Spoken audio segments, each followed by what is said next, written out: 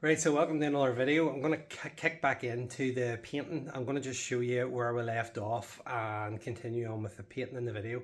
Again, introductions and outros are going to be slightly different because I'm going through these videos after I've actually recorded them. So I'm doing it in a reverse order. So hope you enjoyed. Don't forget, thumbs up. Appreciate all the help with the last video.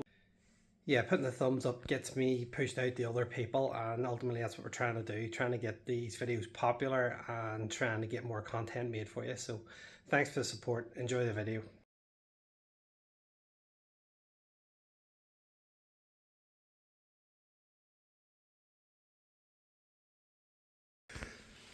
Okay, so final time it's going to be the one color.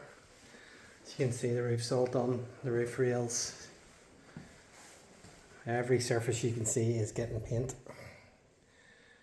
And all the one colour now, so that it's easy to build up with the fluorescent paints or neons. So I'm going to try and set the camera up here, somewhere at the front of the back, and let's get some yellow on the car.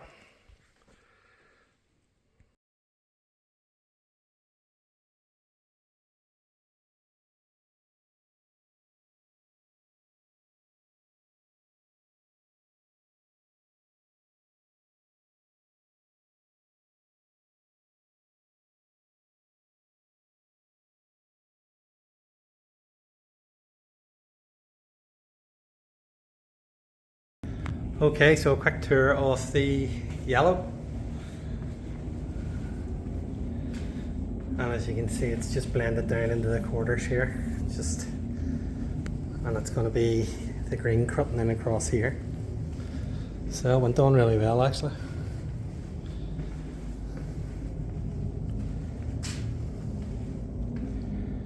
So get the green mixed up, the light green, and let's get it on. So mixed up the green the same, started to spray it on, and instantly you can see me stand looking at it knowing that there's a problem.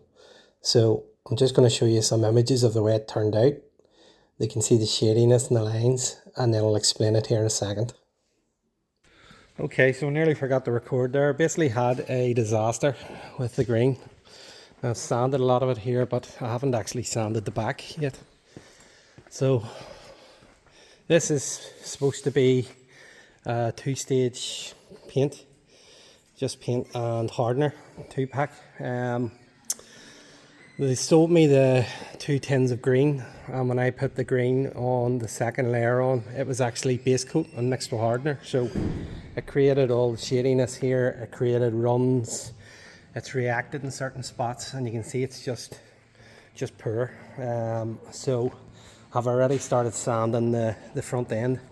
The yellow part is absolutely perfect. That's the way it should have turned out with the front here, but I've went ahead and just give it a quick sand over it and pulled it out of the booth because it needs, obviously the booth needs to be used tomorrow. But I'm going to go ahead and recoat this and get more paint for it, the proper paint. It was a bit of a letdown actually, so it's put me back a couple of days with it, but I'll get back into the swing of things. We'll get it moving here in the next couple of nights again. So it was just to show you. Not everything works first time, unfortunately, with things. Although it wasn't my issue at my end, so we'll get it figured out.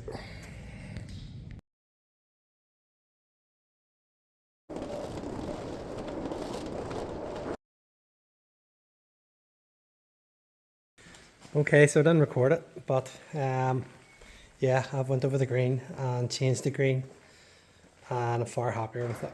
And it's turned out fantastic because it's the right stuff that it was supposed to be. I'll not go into that anymore. As you can see, front end perfect, all around the bumpers perfect. Just lovely, and a nice blend. So I'm going to get the tapes off it now, and then get it back out of here. It needs to sit overnight, and then I can start doing a few wee things to it. So a different car now. So the final product, as you can see, it's a far better shade, far better colour.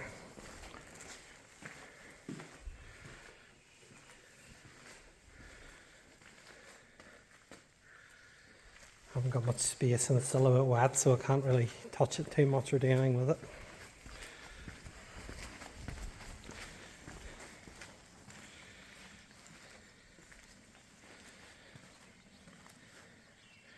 So very pleased with the way it came out now.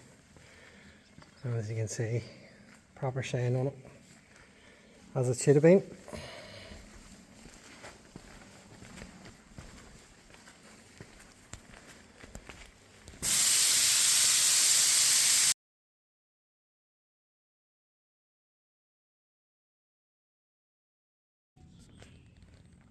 So I received the first of my stickers. So I was debating whether to wait until I had got them all and do it all as a winner, but then I'm thinking, what if I put them somewhere and they get lost? So I had to go ahead and just do it. So the first sticker is on. It'll not look like much now with everything else, but it's a big step for me, because that means then the paintwork's finished and we are on the fun stuff. I'm finishing it off, making it look good. So I'm going to stick the other one on the other side, and then there's a lot more in the post, and we'll keep the rest of the stickers in for doing them as a winner, as a feature, because there's that many to stick on that it's going to get it's going to get gathered up a wee bit. So we'll see how we go. So just a wee added bit in this video, I'm just going to show you what I typically do at weekends for people as well. So you can see this rash, this damage, hit a concrete wall, and this is a family friend, so I said I would tidy it up rather than them have to put it through their insurance. So just to show you real quick, I'll probably scrape the lot of plastic out, and then I'll plastic weld the wee hole in the bumper, and then this section of bumper will be getting coloured again. So just a wee blend, just a wee tiny bit of blue, keeping it away from the edges and stuff there. So I'll take a look at it now. I'm not going to film it, but I'll just show you the difference.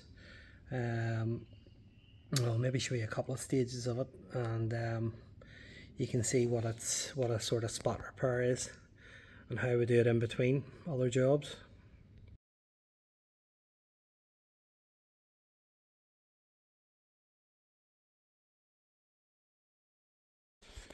So another wee bit that I've went ahead and did, and I've used the chameleon tint on the window, on the windows, on the headlights, which is tinted it ever so slightly green. It changes in the light, but it still allows the light through.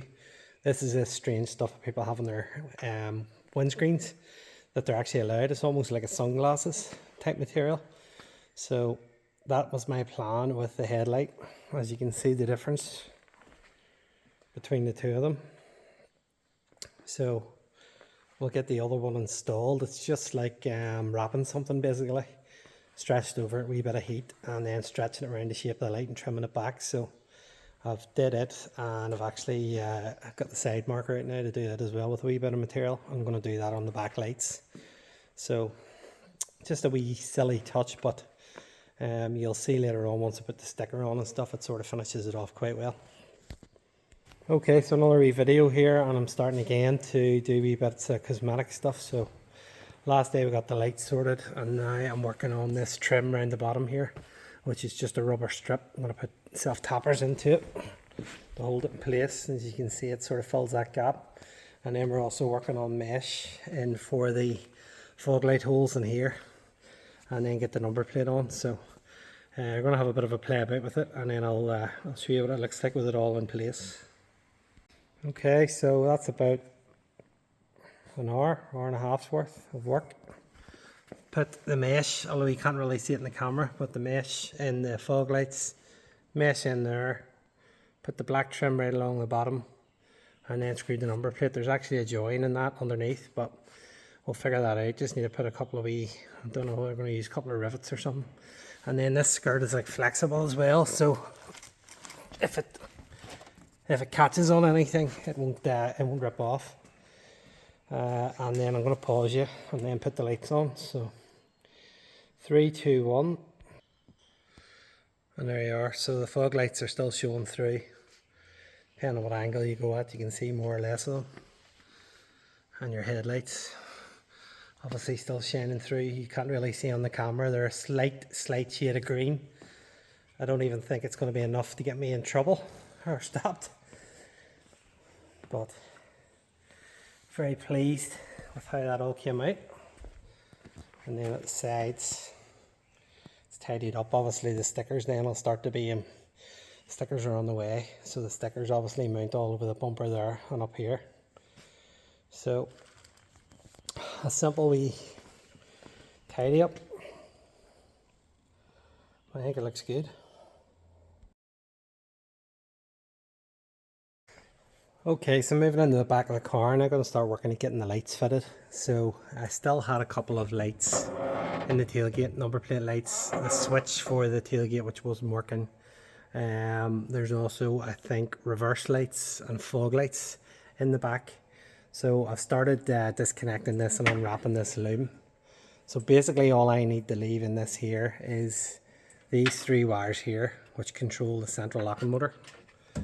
So I'm going to separate them from the rest and bring that loom all through to the back of the car here.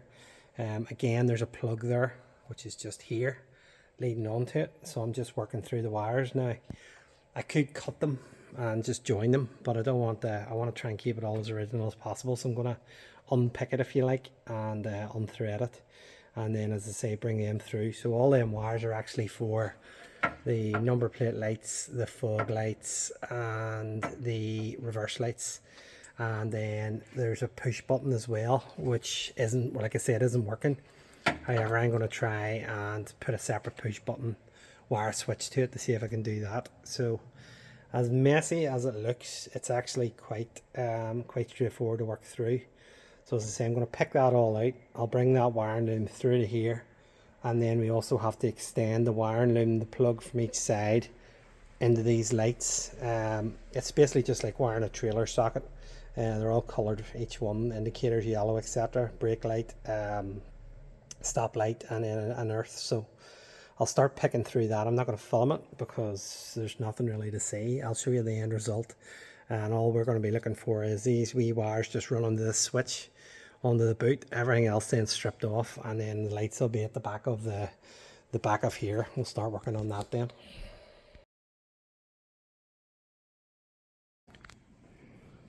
Okay, so I now have my wire separated for the central locking motor on the boot. So the only wire going into that boot is for that, and that is the power from the remote and also from the push button, which I have wired together and it works. So I'm going to change the button on that. The wiring goes down into here. Excuse, it's still a bit messy, I haven't wrapped it up. On the original plug comes through the hole, and this wiring on the ground is for the, like I said earlier on, the fog lights and the number plate lights. And then this wiring is put together here with 7-core wire and into the tail light, and that is all the normal stop and side lights, indicators, reverse lights, etc.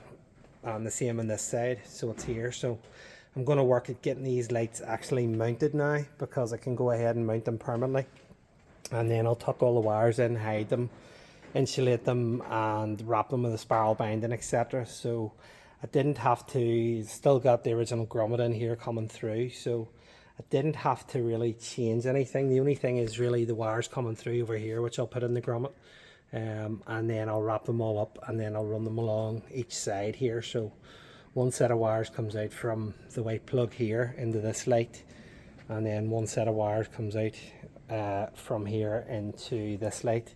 And then there's going to be a separate, I'll have to think of a fog light and obviously a number plate lights in the center here somewhere on the bumper. Just hide something down low. I'm going to wait. Everything underneath in the back is going to be when when I put it up on the ramp. But as you see, again, usual full house.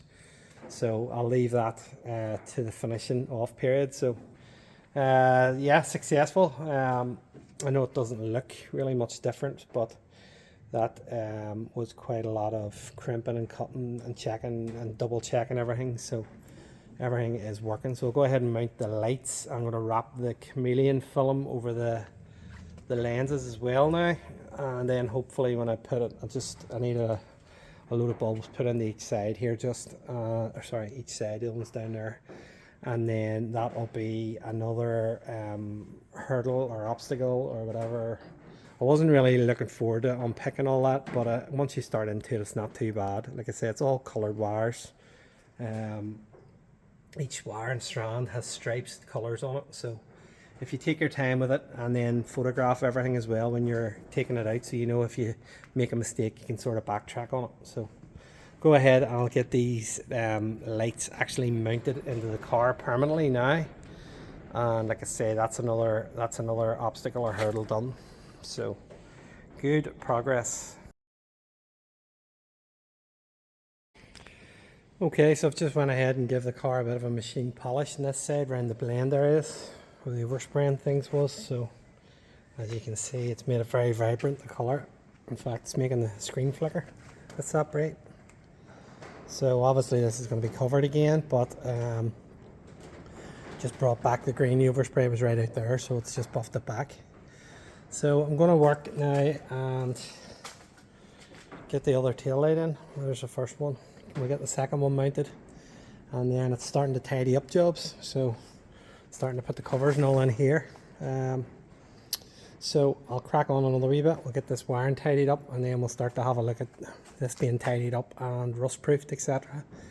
And hopefully this is a homeward straight. So just something else, I'm pulling the mirrors off this, and I've just realised this is the first car that I've come across in a long time where it has your 3 10mm bolts holding it on and the plug going in here, so you don't have to take the whole door panel off or anything. Unbelievable. If there's any car designers out there listening to that, this is the way it should be done, because it's 5 minutes to pop that off instead of having to strip all that off just to go in and unplug that. So fantastic, one of the best discoveries I've made on this car so far. It's also going to lend itself to, what I might do is make a panel now for this. So when I have it at a static display, I'll probably take the mirrors off and have a cover color coded. So it'll only be a matter of screwing the bolts off. Like I say, 5 minutes. It's just I want to get in here and finish off the back of the mirror. So great job. Just thought I would cut in with that. So it's probably the same as a Vauxhall Astra J series, sort of 2010 up to 15 or 16. So if you're ever wanting to do a mirror, have to do a mirror, whatever, do it yourself. Very, very easy.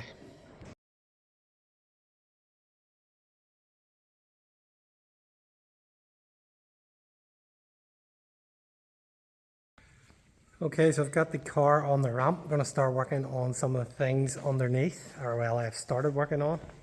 So I'm going to do the parking sensors.